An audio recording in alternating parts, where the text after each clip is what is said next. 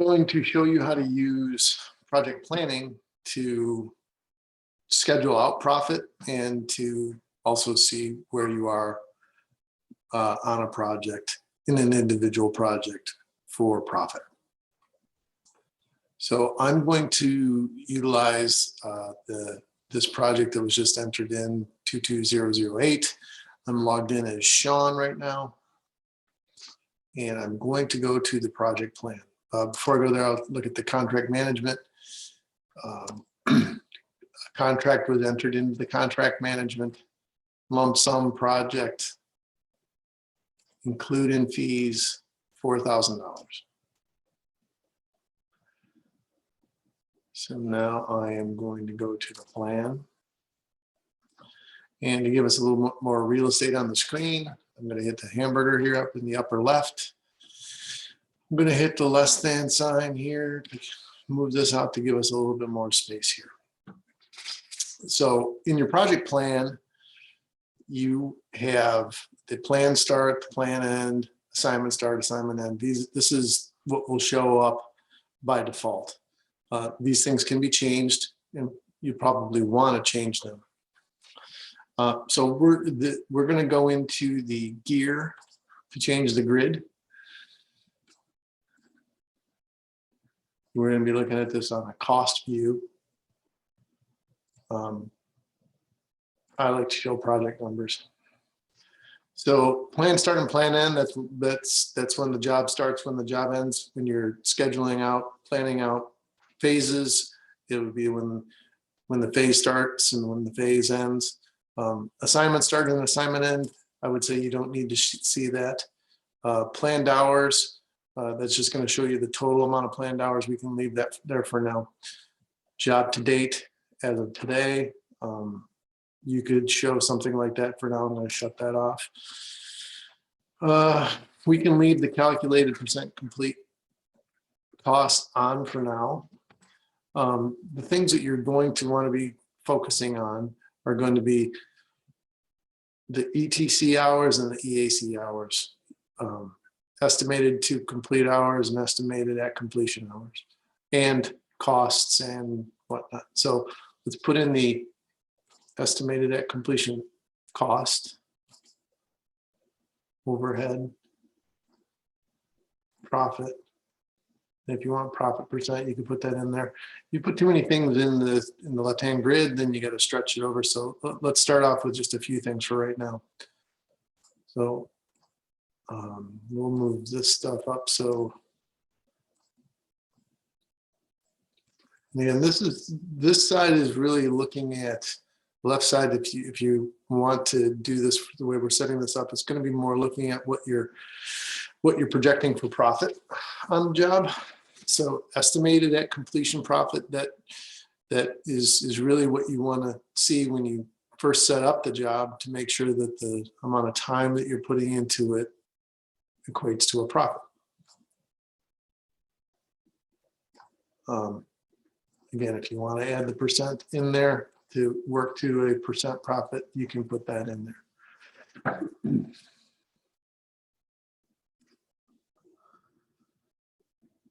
You could put in all these other things, the amount of the planned cost, that's the total amount of planned cost. We'll throw this in here for right now, just leave it at the planned cost. All these other things we could put in there, we don't really need to put in there for right now. Let's bring the planned cost up underneath the planned hours. So we go start, end, hours cost, overhead, profit percent, and estimated to complete hours. You can throw in the estimated to complete cost also, just to kind of be consistent along these. You may end up having too many things in here.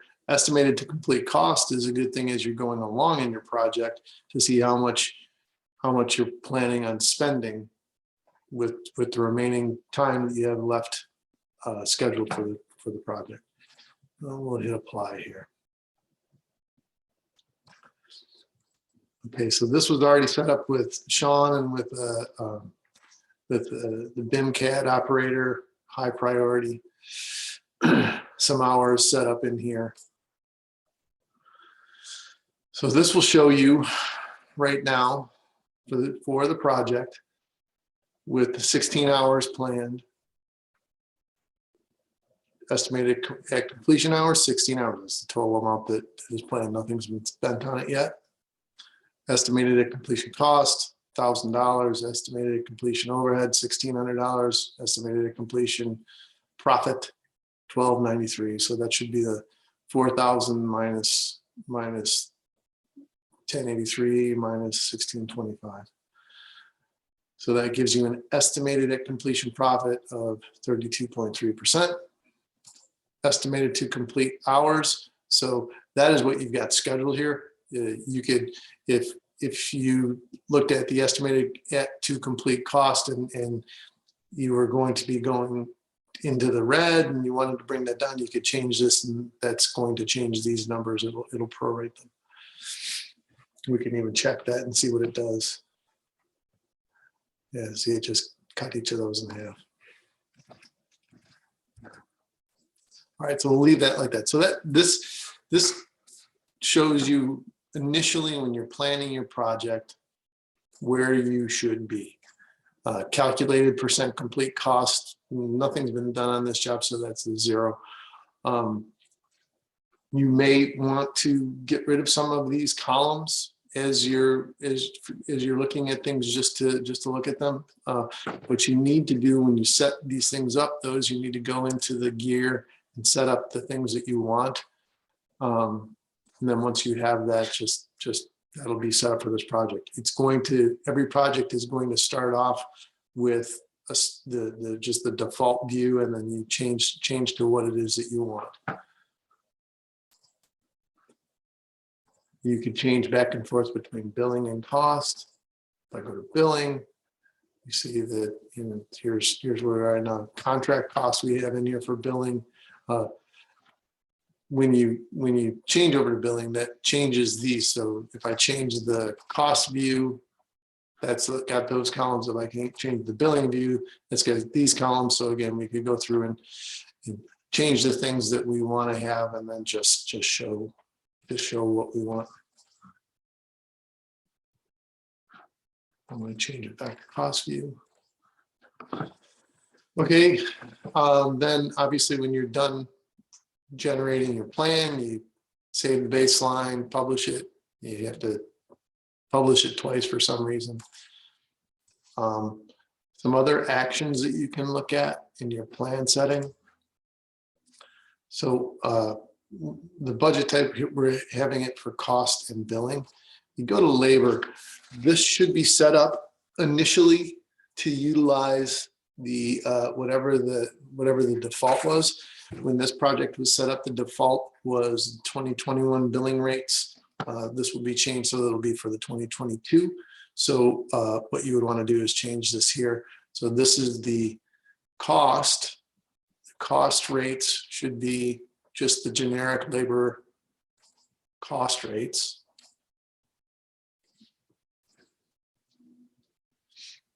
And then you can hit recalculate. And then the billing, when we're looking at things for billing, should be the 2022 billing rates. And the generic rates should always be the generic billing rates. So the generic things should be set up by default. They will be going forward. When this project was entered, the updated generic labor billing and cost rates were not in. Let it recalculate, save, yes.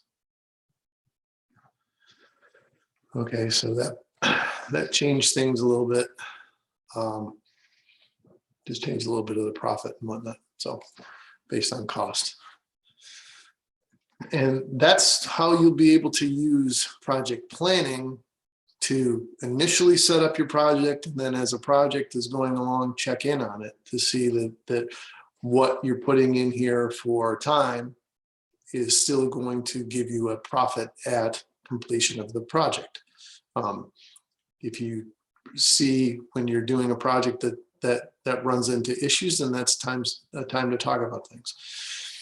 So I'm going to publish this.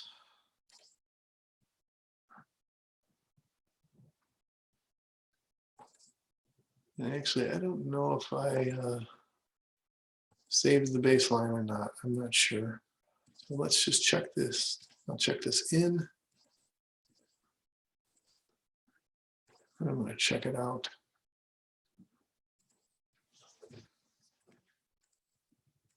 Nice. Save baseline. Publish. Publish. It seems that right now, every time you hit save baseline, you have to publish it twice. All right, now I'll check this back in. I'm going to go look at the project review dashboard, excuse me.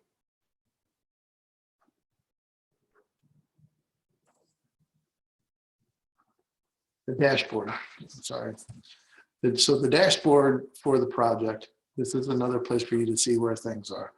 So this project right here, this project plan summary, if I make this bigger, shows that we have an estimated at completion profit of $2,300. Shows that we have an estimated at completion overhead of $995, an estimated at completion of completion of labor of $663. This red line is the contract amount, which is what was put in contract management. This is another place for you to look and see where you stand. If you're going above the red line, then obviously there's some problems. So this is a good place for you to look at an individual project as kind of giving the summary on things. You can change things based on billing. You can change things based on cost.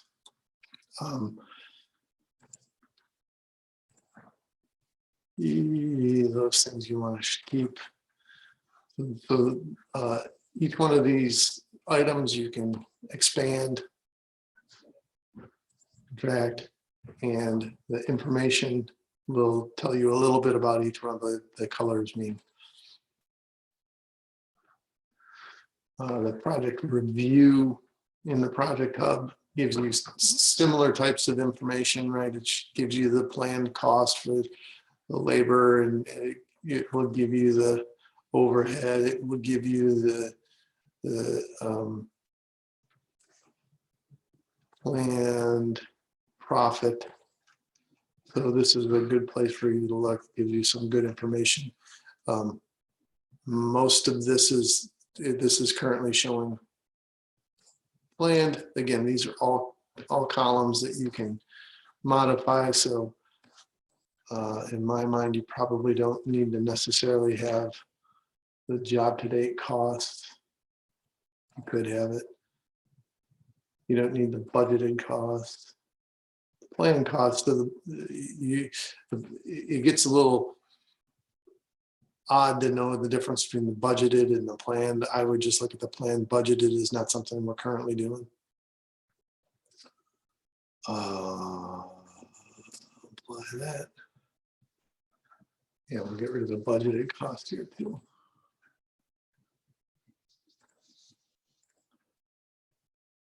So that kind of gives you more of the same information, just in a different view for the project.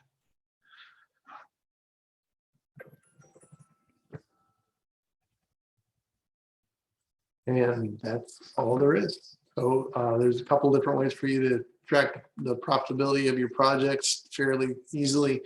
There's also, if you go to dashboards, go to project manager, the project manager dashboard that gives you information for all the projects that you have. There's active projects, there's active, inactive, and dormant projects for 2021. This stuff will all be worked on, but it's all things that you can look at and sort through to try to understand and compare it to the other things that we've just looked at, to see how you can utilize these to see how your projects are tracking.